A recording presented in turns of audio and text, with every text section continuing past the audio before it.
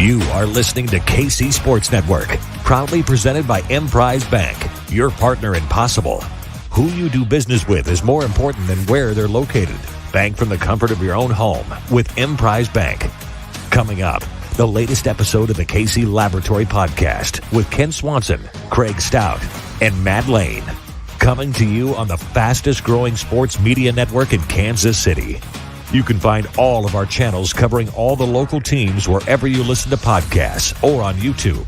Just search KCSN. And now, the latest episode of the KC Laboratory. What's up, everybody? Welcome to another edition of the KC Laboratory, brought to you by Emprise Bank, member FDIC. It is Broncos week once again. I feel like we just did this, but we're going to run it back, hopefully with a little better result here. And we are going to run back our game preview podcast without Kent once again. It's just me and Maddie. Maddie, my friend, how you doing? I'm actually now in my head trying to figure out what this would look like if we just replayed the exact same game preview from a couple weeks ago, but we just made Jordan cut out everything Kent said. So it would just be us two telling like 2/3 of a story and just make Jordan do all the work. We're not even here. That would be fun. I feel like we should try that just one time just to see if anybody catches it, especially, cut me out. Let's leave you and Kent in. We'll cut me out and we'll just kind of move right along with all of that. Denver Broncos, this week is, a little different week. We typically do, 3 storylines on offense, 3 storylines on defense, players to watch, game predictions, all of that stuff. When it's me and Maddie, we typically issue that particular structure, and we kind of go with our own little thing here. And this week is no different. Just like the Denver Broncos fired Nathaniel Hackett, we're moving on without Kent and trying to do something a little bit different this week. You saying Kent was fired? No, Kent was not fired. Definitely which one of not us fired. is Russell Wilson then? Like that's the question. Which one of us is Russell Wilson? I feel like no, that's not nice. I was gonna say somebody. That's not nice. I mean, who's got their own private office and specialized parking lot space and everything like that? I mean, that's hair products. Maybe. Maddie, I know that you have a kind of structure you want to hit, so let's let you go ahead. Okay, we can do that. So normally, anyone that's been with us through a few years now, when we've been doing these game previews, when we get to divisional opponents and we start getting the repeats, unless it's been a long time in between, like the Chargers earlier this year, there was enough time in between that you could game preview that twice, and it made a little bit of a sense. The Chiefs just played the Broncos. I don't think it makes a lot of sense to rehash all of the exact same talking points again. So we usually go off a little different direction. So I wanted to stick with the same basic structure here. I want to talk about 3 very specific points. The first one being, what is one thing that if it happens in this game on the Chiefs, so on the Chiefs offensive side, Chiefs offense versus the Broncos defense, what is one thing that if it happens, it's going to make you feel super excited going into the playoffs? What is something that can happen in this game that gets you amped up for this Chiefs performance heading into the playoffs? I know exactly what it is. Came to mind immediately when you brought that up. The first 1.5 quarters of the first game against the Broncos, specifically the part where Patrick Mahomes threw for 224 yards and 2 touchdowns in a 1.25 worth of work against the NFL, one of the NFL's top defenses. If that happens all game, or at least until Chad Henne comes in the game, I'm going to be very excited, because that game was a tale of, it's not 2 halves, a 1.5 and a 2.5, basically, where the Chiefs offense was absolutely elite. Nothing could slow them down. And then they shot themselves in the foot, couldn't move the ball outside of one drive in the second half, basically. So it raised a lot of questions. A lot of people looking at that game and going, hey, what happened to Mahomes? What happened to the offense? What's going on here? And it really was Evero doing a good job adjusting and taking stuff away for the Chiefs. If they can run basically an entire game, because this defense is still playing hard. I know they don't have a ton to play for, but the defense is still playing ridiculously hard. If they can run the entire game on offense, I'm going to be extremely excited about what this offense is going to look like in the playoffs. Yeah, that would make sense because you go back and you watch this game and you can't do this, but you remove just those turnover plays, not even the drives, but just these interceptions. The Chiefs were just moving the ball almost at will versus the Denver Broncos, and that's a really good defense, and they were making it look easy when things were happening. So yeah, I mean, I get that. If the Chiefs defense or offense can come out, they can move the ball with ease, do essentially whatever they want versus this really competent, this very good defense. I think that would speak volumes. Right? I definitely think that would speak volumes going into the playoffs. For me, it's the run game. If the run game can come out and dominate, and I know the Chiefs are never going to be a team that's going to lean heavily on the run game, so I don't think it's ever going to point to that. It's never going to point to them becoming some kind of smash mouth team. It's not going to be them deciding to run a bunch of gap scheme stuff or anything like that. But if they should be, good, they won't. But if they can come out and they can control this game's tempo, if they can control this game through running the ball on the ground, they can essentially dominate the trenches. They can come out and showcase, okay, you want to play coverage against us, we can run the ball. Isaiah Pacheco, Jerick McKinnon, these guys are ready to carry this load if you are going to give it to us. Do just enough to make teams have to respect that rushing attack. I think you're just adding layers to an offense that does need a little something else. Right now, Chiefs offense is great. And it's kind of like a 1.5. They have 1.5 pitches right now, right? It's kind of this intermediate game. And then there's a little bit of these shot plays, a little bit, not a lot. And it depends on the game. There's just a tiny sprinkling of shot plays, whether it's off play action or it's finding MVS getting to slide deep over down the sideline. But that's kind of all they have. If they can get more consistent running the ball, you add another, pitch, so to speak, into their rotation here, and this offense gets even that much more difficult to stop. So I think in this week, a week they might not want to show everything. They might not want to show all their cards. Seeing a quality run game in terms of efficiency might go a long way in making me feel more confident. Yeah, I mean, I definitely agree with all of that. Like the run game, as Maddie said, is something that we know is not going to be featured. We know is not going to be strong, but it's gotten them out of some tight moments so far this year. And that's been kind of the key. It's been one of the reasons why the offense has been so difficult to stop lately. Occasionally there'll be drives where they're just like, you know what, screw it. We're going to run the ball. Isaiah Pacheco, here you go, buddy. Jet McKinnon, here you go. We're going to just hammer the rock for a little while. Let these offensive linemen lean on you, and it looks good. Like it does. There are moments where it looks really good. It's a really good defense. They're really good, and not as good stopping the run as they are stopping the pass, certainly, but they're still a really good defense. So I would like to see some of that as well. Hit the like button, hit the subscribe button, share this, do all of that wonderful stuff that Kent usually tells you to do at this point in time every week as we go through these things. Maddie, what's the second thing you're hitting here? Leave a Tommy Townsend number of stars for us too while you're at it, please. By the way, he's number 5 in case you didn't have that off the top of your head.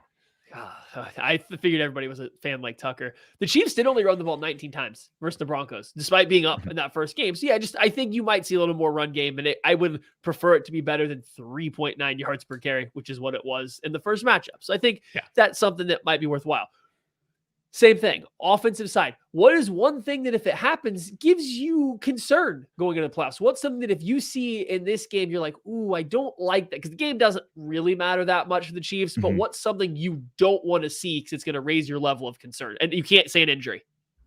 Josie Jewell picking Patrick Mahomes off because Mahomes isn't seeing him in the middle of the field again. That was terrifying a little. That brought back maybe some early career Mahomes type stuff where he's just not seeing guys dropping out and into those sorts of lanes. I think everybody remembers Bill Belichick fooling him a couple of times. Fred Warner got him in the playoff or in the Super Bowl, the year that they won it. There's been a couple of times where you've seen good linebackers get him and good linebackers are going to get him. Josie Jewell, who is having a really good year, don't get me wrong, not an elite coverage linebacker. He's really not that kind of guy, but he looked it against Patrick Mahomes this year, and dropping him into those roles, dropping him into those throwing lanes, and Patrick not seeing him is terrifying to me, because if it happens again, what's going to happen if they play the Bengals. You're going to have Logan Wilson, Jermaine Pratt in those same areas of the field. You know what's going to happen against anybody. Matt Milano, better linebackers than Josie Jewell, who again is having a really good season, but better linebackers than him are going to be weaponized in that exact same way if they show it again, if they show that susceptibility again. If he's able to look Josie Jewell off, hit stuff in the middle of the field, drop stuff over the top of him, well, guess what? Teams, defensive coordinators are going to look at it and go, nah, we need to, don't try and copy that. That was a fluke, what happened in that first game. So I don't want to see that again. I just can't see that again because it did remind me of too much of early career Patrick, who was still elite, but he could get got a few times in that way.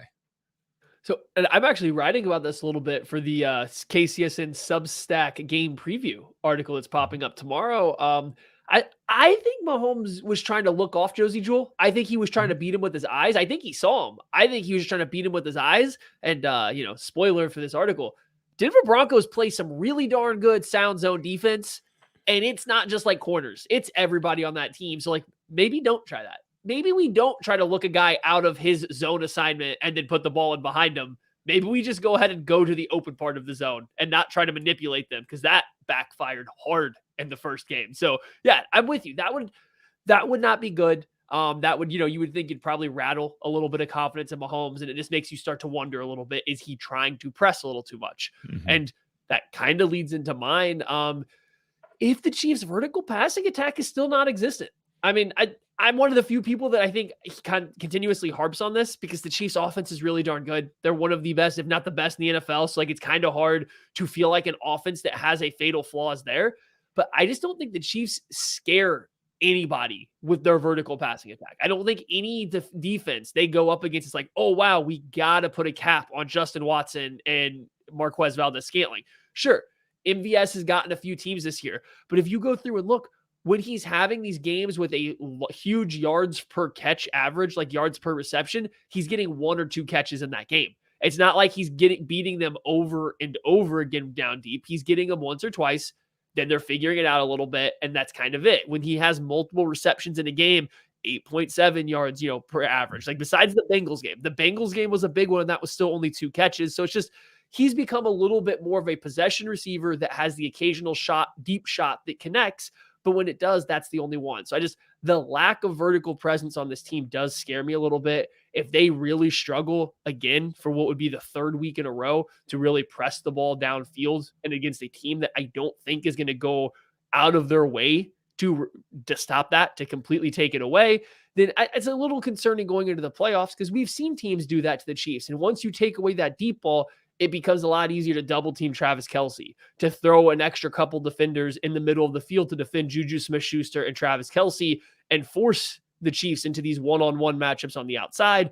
And if they're not winning them, if they don't have that chemistry, if they're not finding ways to get these guys open, it gets a little ugly at times. So I would like to see them get back into some place. I don't even need, the bombs away 2018 offense. Mm-hmm. Just hit on a deep corner, hit on a go route at one point in time, even get a guys open. I don't even care if you miss it. If you can get some guys open and get some actual good looks, and the ball can be delivered and it just happens to be dropped or overthrown, that's fine with me. Just get some of these plays going, because I do think that element to the Chiefs' passing attack really isn't there. Yeah. And especially the way that the offensive line played last week against the Seattle Seahawks. If Randy Gregory can't go this week, he's a two did not practice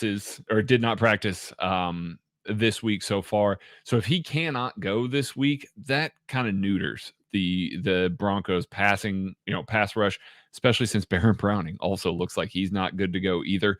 So dial up a few more long shot plays, dial up some stuff where you can target downfield. This is against these top defenses here. This is when we see Andy break the mold sometimes. Where it doesn't keep things so close to the vest. He wants to remind people, kind of lean on them a little bit and be like, you see what I can do to a top defense? This is what I can do, just as kind of a reminder, and to put a little something more on the plate of some of the defensive coordinators that they're looking at there. So yeah, I can absolutely see dial up a few more, especially since you'll likely have the time to do it this week. All right, Maddie, next point, what you got here, buddy? All right. So This one creeps into the territory of everything else, but we'll round it out with this one because I wanted to match the 3 that Kent's outline usually has on it for us. What is something? I like that we call it Kent's outline. Like it's his. Like he's forcing us into it. He is. What is something that you expect to see? Just what is something in this game that's kind of, maybe a little outside the norm that you just expect to see that people might find surprising if you say it right now? I don't know. You have one off the top of your head? Let me think on this one a little bit. Yeah, I think the Chiefs are going to continue to play a lot of heavy personnel. I think we saw it a lot last week versus the Seattle Seahawks, and it frustrated me mightily. Going back to my previous point about having no vertical presence, it's hard to have a vertical presence when you put 3 tight ends, one of which is Michael Burton, out there with Justin Watson at the same time. Like, that's really difficult to get a vertical presence from that, that personnel package. But the Chiefs did find some success doing it. It can lead to some innovation for their run game. It can allow their run game to work a little bit more. Mahomes has proven that he's good enough that if you want to call a pass play out of that, he can find somebody open at some point in time. So, like, their offense can function if they go with more heavy personnel. I just think you might see the Chiefs kind of hunker down in heavy personnel for the rest of the year, heavier personnel for the rest of the year, throwing more looks out there, showing these things that won't come back in full force for the playoffs, but you'll see them using drives or in situations. They're trying to perfect some of this stuff, especially now that you're getting Blake Bell back, finally healthy, getting his first reps. They might want to work him in there in these specialized packages that they're going to see for the playoffs. I think everything you see from the Chiefs right now is specifically designed to get them ready for the playoffs. And I think they're the frequent use of heavy personnel packages is for situational aspects come playoff time. And I think you just might see a lot of it again in this game. Yeah, they're not bringing Blake Bell back just because they wanted to have a third tight end. He's got a very clear role. And I thought it was very interesting that his very clear role as an inline tight end, as a good blocker, was usually saddled with Michael Burton next to him as well, another good blocker. It was very interesting to see that personnel out there. That's not something that's been super common for the Chiefs. I mean, they've been on the field together, but usually Burton's in the backfield. He's not as an attached tight end in the ways that he was. So that's definitely something that Andy's just kind of teasing out there. It 1000% is, and I'm interested to see where that's going. I'm with you. And they did some of that stuff where they they have 2 tight ends aligned essentially as wings. Like not sniffers, not in line, but like they're wings, and they're just there to offer a quick chip to the tackles, and then they're getting out into routes. And they've been doing that with Jerick McKinnon, Travis Kelce, wide receivers. Like, they've done it with everyone. It was really odd to see Burton in that role multiple times because I'm trying to figure out what's the play off that. Why are we specifically using Burton? Because he's not staying there to block. He's just chipping and releasing. Why are we chipping and releasing with the fullbacks? I noticed it, and I wonder if it comes back because there's definitely something else that goes into that. Because anybody else can provide the same level of help that he was on that particular play. Anybody, we could go out there and do it. We can't catch the pass, but we could do what he did. All I'm saying, Michael Burton, 60-yard wheel route touchdown. I'm just saying it's going to happen. It's in my head. What do you got? Happen. All right, mine. We're going to see more of the screen game. It has sort of dialed up as of late, and specifically with Jerick McKinnon as of late. Creed Humphrey, I know that he loves getting out in space. I mean, that man lives to run in front of somebody and get out in space. But it's happening with Trey Smith. It's happening with Orlando Brown Jr. We're seeing these guys have an impact on the game in space time and time again. They're getting a little more creative with the way that they're using them. They're pulling them around, maybe, getting some stuff that looks a little bit like GT counter, and then throwing a screen opposite of it. And they're getting very intricate with the screen game, and it has been a little while this season that we haven't seen it as much. Now, we've seen some of those inside screens, some of that stuff that you see get blown up maybe a little too regularly. This is stuff out to the flat. These are dump offs that are going for big yards, explosive plays. When this team played the Broncos last time, Jerick McKinnon had 7 catches for 112 yards and a couple of tutties. Like, it is almost expected at this point that Jerick McKinnon is going to get loose on one of these plays. He's going to find some space where he can run behind these athletic offensive linemen when they get out in space. And yes, that includes Orlando Brown Jr. when he's out in space, because he actually does pretty well there. They have found a way to incorporate that more and more as of late. Jerick McKinnon now has a touchdown in 4 straight games, a receiving touchdown. I expect it to be 5. I think that they're going to find a way to do that. I think he's going to score from outside the 20. We're just going to see that get to be a bigger focal point of the Chiefs offense. That's when Andy's really in his bag. The way that he can design screens, the way that he can get creative with that stuff is really interesting. And, all these former players have played for them, guys that have played against him, always harp on, man, Andy screens are so damn difficult to defend, so damn difficult to execute. Like the level of precision required to do that stuff is top notch. We're seeing more of them. I think we're going to see that ramp into the playoffs as well. And I expect it to continue this week. I like it. I do like it. That's and anytime this happens, we have a good chance that Trey Smith kills a man. So yes. I'm in. Oh God, I love it. I'm in. Okay. So players to watch. We're still going to keep this part of it. So do you have an offensive player to watch that maybe is different from Jerick McKinnon, or it can be Jerick McKinnon again? That's fine too. I'm okay with that. I mean, no, I'll let Jerick McKinnon go. We're going to continue along with Orlando Brown Jr. We're seeing several good performances in a row here. He has played well as of late. This is exactly the scenario that we saw last year, where the beginning of the year you're watching him and you're going, oh no, they made a mistake. They traded for the wrong guy. They're doing all this for the wrong guy. And then slowly as the year goes along, you see him grow. You see him grow into the December, January timeline, which when you want him to be at his best, I expect that to continue. This pass rush, not super dangerous. They just handled a much better pass rush in that Seattle Seahawks pass rush, and they did it pretty handily. So I fully expect that he's going to have a lot more success containing things. He's going to have a lot more success when they lean on him, when they're running the ball. He's going to have a lot of success when he gets on the move as well. I think this is a good Orlando Brown Jr. game, and I think this is another one that we can point to, and we can just basically sit here and go, man, that's like 4 in a row of really good games. Is this the guy that you're going to get consistently? If so, how much does he cost to keep in Kansas City? That's a good one. It's not the biggest test unless Randy Gregory's playing, but it's definitely, you still want to see him continue to build because he's been doing good. So you want to see him continue to build it. For me, it's time. We got to do it. It's Sky Moore, because if you can't get some playing time, if you can't become part of the offense after whatever that pitiful performance was by Justin Watson last week against the Seattle Seahawks, it's not coming this year. I've never bought in that he's being saved for the playoffs. I've never bought in that there's some kind of super secret plan to unleash him late. I always, from the beginning of the year, said it's going to be a slow ramp up, that he's going to really take off, quote unquote, in the latter half of the year, come post-bye week. It looked like we were getting it. It looked like it was there. It was on the verge of happening when they were forced to use him for 2 games.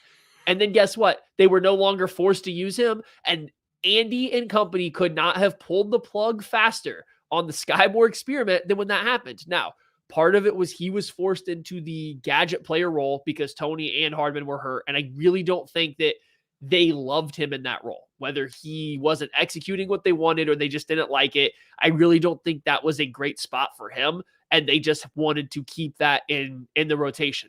With Tony back, I thought that maybe he would resume back to, his quality stretch that he had there in the middle of the season. No, it has not happened. So if there's going to be a turn, again, everything the Chiefs do is going to be on purpose right now for the playoffs. If you see Sky Moore, I don't even want to say necessarily get more snaps, but he becomes more involved. He's no longer running bubbles on the backside of RPOs. He's not just running slants or trying to stalk block a linebacker with your smallest receiver. Like, if he's doing actual things, if he's taking some of what Justin Watson's been doing and they're giving him the occasional target or just an expanded thing, it's worth noting, because this is the week it would start to happen. They would like to get him reps before the playoffs if that's something they're even considering.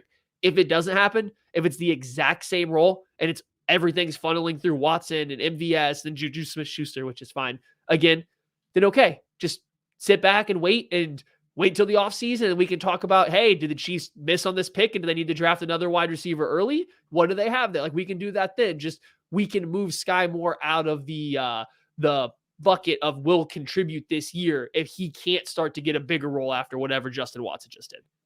Yeah, that's this is kind of make or break time for this year. You don't have to write him off. Like, again, that's what Matty said. We can get to the offseason. We have that conversation in the offseason at that point. Don't have to write him off, but you got to see some ramp. It's not just, stashing him behind Andy Reid, just literally having him stand behind Andy Reid for an entire regular season, then get to the playoffs and go, and here you go. No, that's not how that works. That's not what Andy's ever done. We have seen him ramp guys up. This is when Jerick McKinnon started to come into his own look at McKinnon. Year. Yeah, I mean, even this year, and there's your exact comparison for a stash. It's still a guy that's starting to become more prevalent down the stretch for the past month plus of the season, because that's how you prepare a guy for the playoffs, not by just throwing him out there as a rookie. Absolutely. All right, Maddie, are we switching to the defensive side of the ball now? Yeah, I think so. I think it's a good time to jump over to the defensive side, and we're gonna. Your defense. Rocking, rolling, coming off one of their best performances of the year that they've had. The last time they played the Broncos maybe wasn't the best performance of the year that they have had. Actually, take that back. We talked about it a lot. The turnovers really put them in a bind. They really weren't bad outside of some of that stuff. What's one thing defensively that if it happens, you're feeling real good going into the playoffs with this Chiefs defense? I mean, keep that defensive line rhythm going at this point. Defensive line and rushing the passer is definitely a rhythm game. It is. When you're hot, you keep it going. And when it feels like everything's working, that's when everything seems to just come easily. We saw last week a couple of times, and I realized that there were only a couple of sacks there, but a couple of times, especially on George Karlaftis' sack, all four guys met at the quarterback. And that's not something that we see too often out of Spagnuolo's pass rush, especially with these guys that he's got there. Geno Smith was turtling before George got there because Frank Clark, Chris Jones, Mike Dana were all right on top of him. Like they were there. One of those guys was getting that. That was kind of what we got to see a little bit against the Broncos this past time. The Chiefs had 5 sacks in that game, and it felt like it could have been more. They were fairly relentless getting after Russell Wilson. Continue that, because that defensive line was absolutely dominant against the Seattle Seahawks. The Denver Broncos offensive line is not great. It is really not great. And Russell Wilson holds onto the ball too damn long. This is prime time to get after it again, get some quarterback hits, affect the passer in a measurable way again, keep the sacks, the pressures, the negative plays coming, because that is kind of the identity of this team right here and now. And that is the identity of this team that can actually play a major role in the playoffs here. It's not, coming up with a ton of stops, forcing a ton of punts, although they did that against Seattle. It is coming up with sacks, coming up with negative plays, and doing it often enough to get off the field on select drives. It's not an every drive sort of thing. You've got to just be absolutely dominant on a couple of drives. Force the offense back, force a punt that sets Patrick Mahomes and the offense up with great field position. I want to see more of that, because this is much like I talked about with Orlando Brown Jr., this is one that you should see this pass rush, this defensive line continue what they've been doing, continue the streak of good games, and continue to be dominant against an offensive line and a quarterback that they should be able to just absolutely dominate. For me, I think we're going to stick with the linebackers. If they can continue, especially Willie Gay, to show growth as kind of zone defenders over the middle of the field. I believe Steve Spagnuolo actually Brendan Daly had a quote about it today, just talking about how he's seen growth from Willie Gay in that exact role, and that he's seen, inconsistencies to start the year. And as the year's going on, he's getting better. And he was talking about just how he's seen him growing just with his ability to identify routes coming into his area, where his eyes are at during these plays and how he's reacting. And I think Willie Gay's coming off of one of his best performances, as for in the NFL, some of it in coverage, some of it versus the run. But I think that at the end of the day, Willie Gay, there's a lot of pressure on him to be the Chiefs coverage linebacker, because it's somebody has to do it. Somebody has to take that role. And Nick Bolton is going to get the dime reps. He's going to get the most reps in coverage. But just even what they have him do in coverage is very much, it's just basic. It's baseline. You're kind of here in the middle of the field denying an area. Whereas Willie Gay gets some man coverage reps. He's a guy that has to actually work out and play a curl and a flat. So he's playing technically 2 areas of the field. He's sorting out number 2 and number 3 wide receivers at time and which one he needs to undercut and win. Like, he's got a lot more dynamic of a role. So as he improves in that, that's going to, one, make it easier for everyone else, but it gives the Chiefs somebody that they can throw out there and be like, hey, Cincinnati, you want to throw 18 passes or whatever it was over the middle of the field? We have someone that can maybe counter that a little bit, because the Chiefs weren't doing a good job at that in their first matchup. The Bills found some space over the middle of the field. So just getting Willie Gay to continue to improve, to play really good zone coverage over the middle of the field, and give the Chiefs this other option. Now you don't have to be in dime with Brian Cook able to roll down into that area. You can stay in nickel more. You can do a little bit more with slightly heavier personnel. So I got my eyes squarely on Willie Gay. Can he build on last week's performance, match, what that was again, and especially, like I said, in coverage? That's really where I'm watching. I think I kind of know what Willie is in the run game. There's going to be highs, there's going to be lows, but it's going to look really cool during the highs. And so, like, that's fine. Where we live with that. It's right now, I just want to see more consistency in coverage. And I think that we got a really good jumping off point last week. I just wonder if he can continue to build on it. I mean, it seems like every week Willie does something superhuman. Like this past week was him. I don't want to even use the word stacks a tight end, because stack makes it seem like, he's controlling him and, just kind of slowly reading him. But he ran through him. Like he absolutely ran through him straight to the running back and forced the bounce out wide. I mean, the last time the Broncos, saw the Chiefs, Willie Gay tipped a pass to himself and then ran for 47 yards for a touchdown. Like, we are seeing consistent big splash plays. But yes, Maddie's right. We are also seeing consistent zone drops, consistent coverage asks that are much better than what we have seen before. And if they can get those, if all of a sudden second down can become one that they are more comfortable with, that they can come up with more stops, take away some of those quick passes in the middle of the field, quick passes to the flat. I mean, I know it's not rocket science here, but like it makes you that much better. It just makes you that much better knowing that you can rely on that guy to eliminate part of the field. All right, we had a lot of fun. Let's go negative. I'll lead this one off. If the Chiefs are completely unable to slow down Jerry Jeudy at all again, that will be a cause of concern. Yes. So last week, the Chiefs sent L'Jarius Sneed at DK Metcalf. He shadowed him around. He did a very good job in that role. DK Metcalf still had 9 targets, 7 catches for 81 yards. Not a stat line that's going to blow you away. Not enough to win the game, but it's not like he was shut down. Yes, there was a 35-yarder, or was it longer than that even? There was a long play in there that made up a chunk of those yards. I'm not saying Sneed did a bad job. He did a good job, but it still resulted in him having 81 yards, right?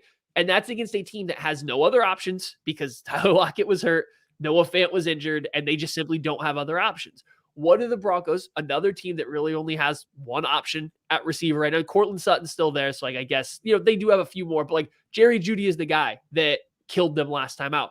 Do the Chiefs have an answer? If they don't, whether it's a Sneed, whether it's anyone that they're going to have matched up with them, any of the rookies are going to be out there, Trent McDuffie, Joshua Williams, whoever it's going to be, if they're getting beat by him the way they were last time, or just their zone coverage, that's going to give me a little bit of pause. Because here's the thing, the Chiefs to win a Super Bowl are going to have to beat either the Bills and Gabe Davis and Stephon Diggs, or the Bengals and Jamar Chase and T. Higgins and Tyler Boyd, or the Chargers again, and they've done it, don't get me wrong, but Keenan Allen's hitting healthier now. He's playing well. Mike Williams looks like he's somewhat healthy again now. Like, every other team that they're going to have to beat, these good teams, the Dolphins with Hill and Waddle, like, you're not going to be able to just throw your best corner at one big wide receiver, say, hey, it's okay if he has 80 to 100 yards if he's the only guy doing anything and you're challenging him every play. He's not doing enough to beat you. We'll make everyone else beat us. The thing is, other teams have guys that can beat you. So, like, I just don't want the Chiefs, when they're not able to shadow a specific receiver, L'Jarius Sneed, like they have been with DK Metcalf, will they be able to stop a number one wide receiver from going off? So I just want to see how they look against Jerry Jeudy. He should be the guy they're all focusing on leading up to this game after what happened last time. He was talking a lot of smack. He was dicing them up. So what does that look like? I do think they need to start doing a little better against wide receiver ones. And if it can't just always be, hey, L'Jarius Sneed, go chase him around and hope it's not a great game.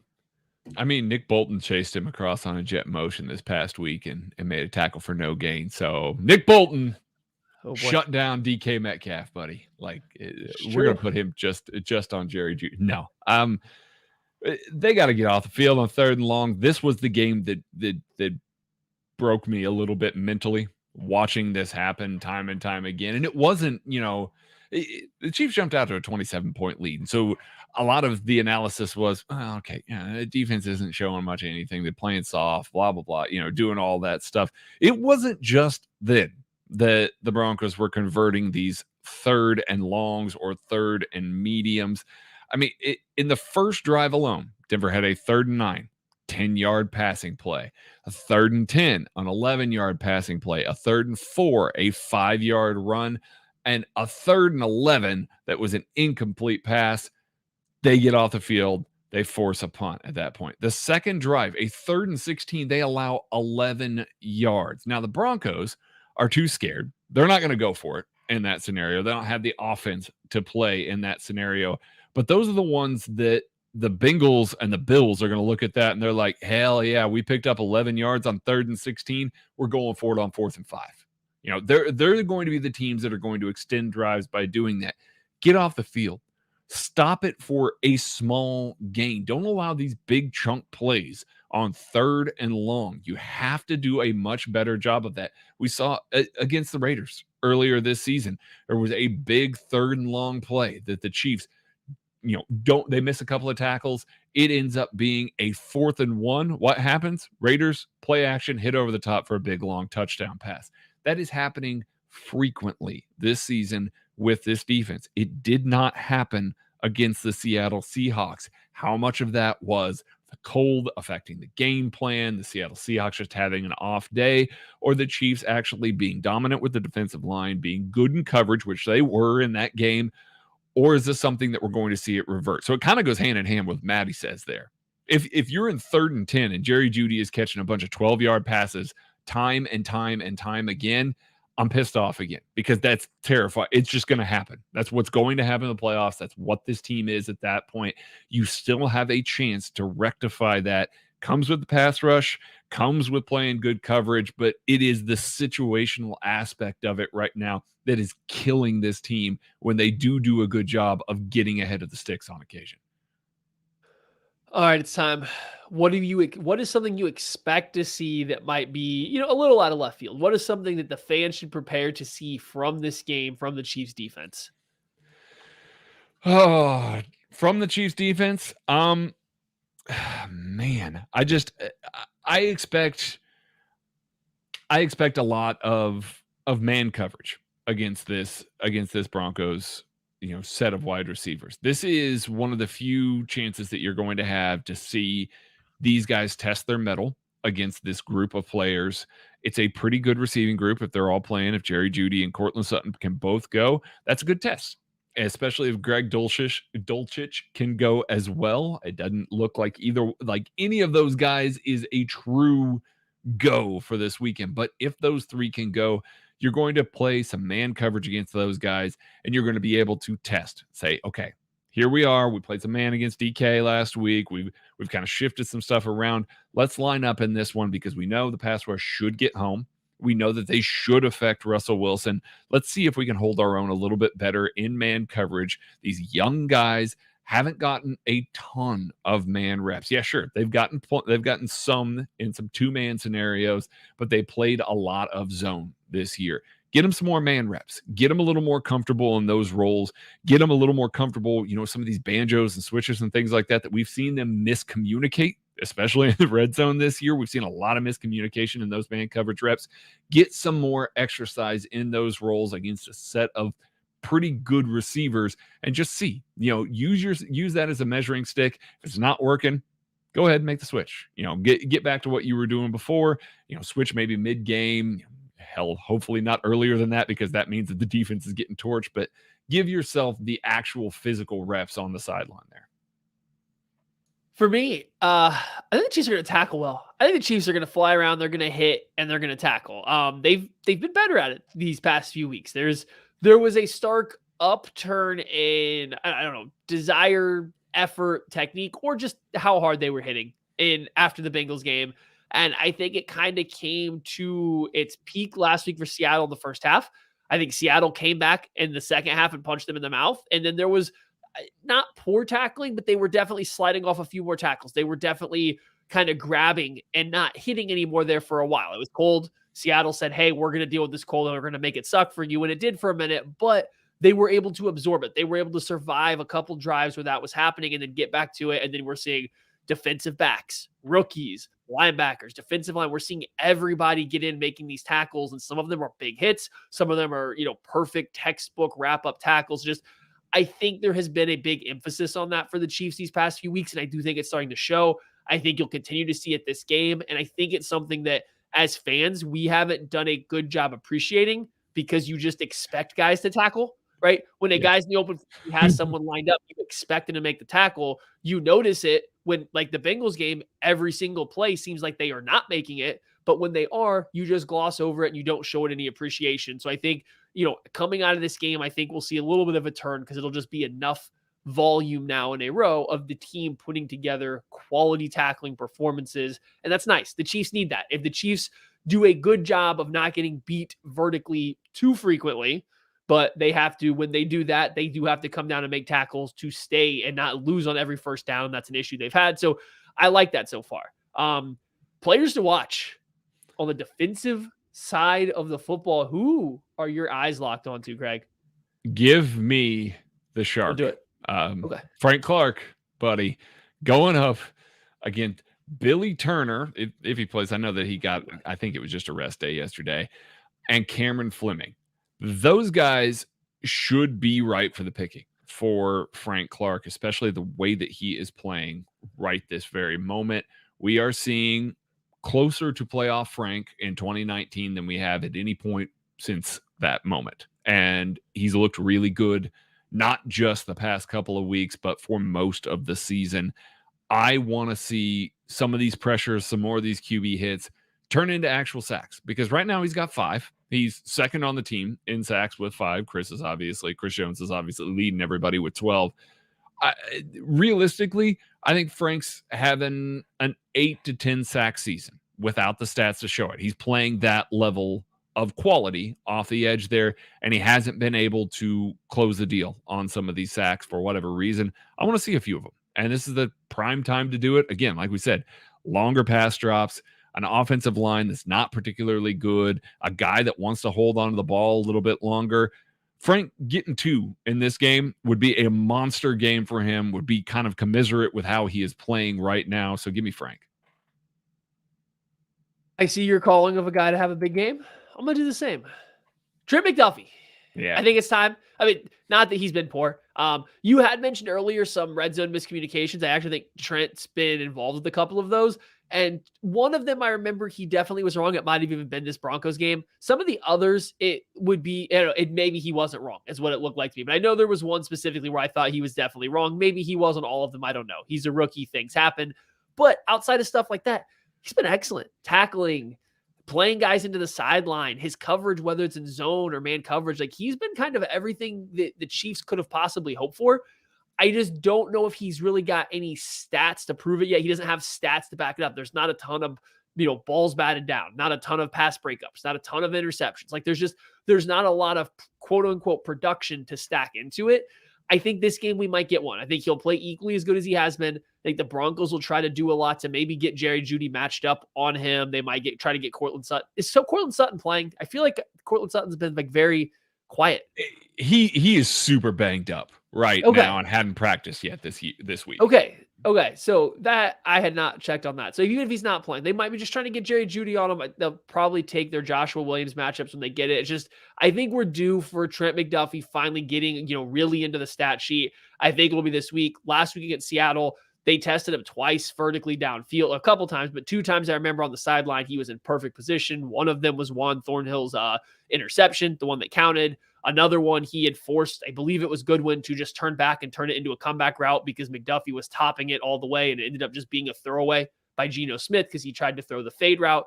Like, he's been really good. I want to see the production come. I think it'll be this week. Russell Wilson will definitely give you opportunities. So got my eyes on Trent finally coming through, getting some stats here. We got our Huskies out playing right now. We got to rep the brand for old Trent coming through. Is this all we do? Is there anything else for game previews besides score predictions? Is that all that's up next, Craig? No, I think we just got score predictions and we'll close this thing out. I can go ahead and start here, Maddie. We'll start with this because we haven't really mentioned it at all. Nathaniel Hackett obviously fired this week after an absolutely pathetic performance. just absolutely terrible. Lots of discourse about Russell Wilson and everything that's going on with him inside the Broncos facility. Reportedly has his own private office, his own private parking spaces and things like that, we've seen former NFL players, Shannon Sharp, Andrew Whitworth, both being like, yo, that's not right. And those are, not things that we have been terribly, concerned with because luckily we don't have to deal with that in Kansas City. But against teams where they've replaced their head coach, those teams are 14-9 straight up the game after firing their head coach since 2010. I know it seems like these guys turn things around more often, that they've got this, just overwhelming record.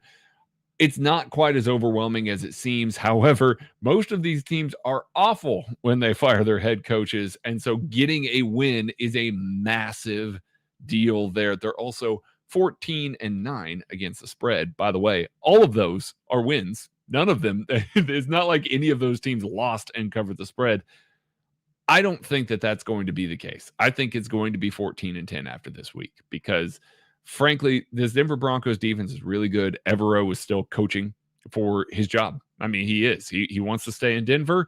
If he doesn't get to stay in Denver, he's going to be highly sought after somewhere else. And showing that he can stop Patrick Mahomes again is a big part of that. So this defense is going to be flying around. This offense wants to get things right because, they just fired their head coach. Things look bad. They're supporting their quarterback. I just don't think it's going to matter. I think the Chiefs are a class above them. I think that the offense for the Broncos is not going to be able to move the ball particularly well. I think they're going to get into a hole again. Chiefs are going to jump out on them, get them in a hole again, and this time they're not coming back. So I think the Chiefs are going to win this one 35-10. Teams play really good for interim head coaches. They really do. Like the first week they play very well. It's like all of a sudden there's this new energy. Guys want to impress. Maybe you buy into I'm earning my paycheck for the next guy. I'm auditioning, whatever it is. Teams, the NFL level, even in college, they seem to play really hard for an interim coach the very first game. Like that seems to be where it comes in, right? So what will the Broncos do? This is why I don't know if I buy fully into this. Boy, those guys sure seem to hate Russell Wilson. Like, boy, does those guys out there on the field sure seem to dislike their starting quarterback. Like, what are you going to do on defense? When you're out there and you're trying to put your best foot forward for this new interim coach, and like everything about it just seems to relate to you playing really well. But then on the other hand, the backup quarterback's having to come talk to you and almost getting into fist fights because he's trying to defend this Russell Wilson character that you absolutely despise with every ounce of your being. What's going to happen? I feel like the Broncos come out, they play kind of tough to start the game. It looks like it's going to be a little bit of a mud fight out there between both sides. I think the Chiefs kind of start executing. They look like they belong in a different class. At some point in time, it no longer becomes worth it to give 125% to not just, an interim coach that wasn't with you all year, but also to Russell Wilson. And I think kind of by halftime, I don't think the Broncos necessarily quit, but they just very much start to check out a little bit. And then, God, next week might be really ugly for that football team. I don't even know who they play, but they might be real ugly come next week. So I think you get a half of them trying. I still think the Chiefs take this one 27-12 is what we're going to go with in this one. But I think the beginning of the game is going to be a little ugly. I have another prediction. I need you to make a prediction that's not the score. Bengals win. Coach. Broncos head coach next year. Yeah, that's a good one too. I'm also predicting the Bengals. Yeah, so we should touch on that real quick. Everybody in here is a Bengals fan. We want the Bills to lose. We do have to, in fact, root for Joe Burrow. The Bengals can win this one game, and then we can continue to dislike them after that. Pretend that you like Joe Burrow for a week like everybody does. Like everyone just pretends they like him. You can do it for one day, and so that he can beat the Buffalo Bills. But yeah, who's going to be the Broncos head coach next year? Oh, it's not Sean Payton. I know that little bird's been singing a little bit, but no, I don't think it's Sean Payton. He wants his own quarterback, and I think he wants to draft a young guy. He does not want to be saddled with Russell Wilson. You know what? I'm going to say Eric Bieniemy. I know that goes against what they just did, where they just hired an offensive coordinator from a team whose head coach calls the plays. And it did not work out particularly well because Nathaniel Hackett, frankly, does not command a room like Eric Bieniemy would. Listen, guys want to play for Eric Bieniemy. You were hating on the Tugalicious. The man said Tugalicious. They should have fired him on the spot right then and there. Eric Bieniemy commands a room. Like you can say what you want. He demands accountability. I know, there was all that stuff with Patrick Mahomes, Travis Kelce, all that stuff behind the scenes. And we know that Andy Reid is calling the plays. If you didn't realize that, still, Travis Kelce told you that on his podcast this week. I think that Eric Bieniemy is a good enough motivator. And there are a ton of head coaches that are just that. Great motivators that get guys to play, surround themselves with quality offensive coordinators and defensive coordinators to be good enough. And, I think this is the year that Eric Bieniemy finally gets a shot to lead a team because, frankly, the Denver Broncos could use some accountability in that building based on everything we've heard. Bieniemy comes in there, rips Russell Wilson a new one, tries to hit the reset button. I don't think that that's a bad thing for that organization. For me, I mean, I think that makes sense. We maybe can talk about it more when they actually make a hire. I think the Broncos are going to have a hard time filling this spot with not head coaching candidates. So like the Sean Payton stuff, I get Eric Bieniemy because he kind of seems like he fits in this next category I'm about to say, even though he has not technically hit the one criteria. I think they're going to get a recycled head coach. They're going to get somebody that's on shot 2 or 3 that maybe hasn't done it for a couple years, because who else is going to take that job? Who else is going to want that job with Russell Wilson besides somebody that's just been itching to get back to being a head coach after rebuilding up their resume after a failed first experience? A Josh McDaniels, it was with the Broncos, but like that level of guy. So I got my eyes on someone like Leslie Frazier. You have an offensive guy. Now you bring in the defensive guy. You kind of flip back and forth. Maybe Evero doesn't stay. Maybe he's got better offers elsewhere, which he probably does. Yes, please. Leslie Frazier, good job with the Bucks. Decent job with the Bucks and defensive coordinator back in the day. Then he jumps over to Baltimore in the secondary before landing in Buffalo, where he's really built that defense up exceptionally well. He deserves another chance. He's a kind of guy that could come in, command a room. You're at least going to build a solid defense, so that's going to remain the same. He can essentially be your scapegoat for Russell Wilson's struggles while you try to bring in an OC that's maybe more up and coming there to fix it. And that's just where I think they have to go. They have to get a vet coach that's kind of coming back for round 2. So I don't know who else wants to hitch their wagon to Russell Wilson right now. I know. And it's sad that it's going to take that for a guy like Eric Bieniemy maybe to get a head coaching position. Yeah. It really does suck because, he should be at this point, if he's looking for a head coaching job, he should be in the recycled head coaches. Like he should have gotten a shot to try and lead the team. I know the platitudes. I know everything that we know in Kansas City and all of that. But honestly, dudes want to play for him, and that's what matters, and that's what that team needs right now. Matty, you got anything else before we get out of here, sir? No, I think that was it. I think we've wrapped it up. This feels like one of the best game previews we had. We didn't even what into the game preview. It just it felt like there was good information there. It felt good. This is a good show. Do you feel like maybe we're on the 14 side of the 14-9 today? Maybe a little bit like we got a dub after an interim head coach. That's going to do it for the game preview for the KC Lab this week. Thank you all for joining us. share, subscribe, drop a 5-star review for us on Apple or Spotify. We will be back with the post-game show, ideally after the Chiefs take care of business against the Denver Broncos. Be kind to each other.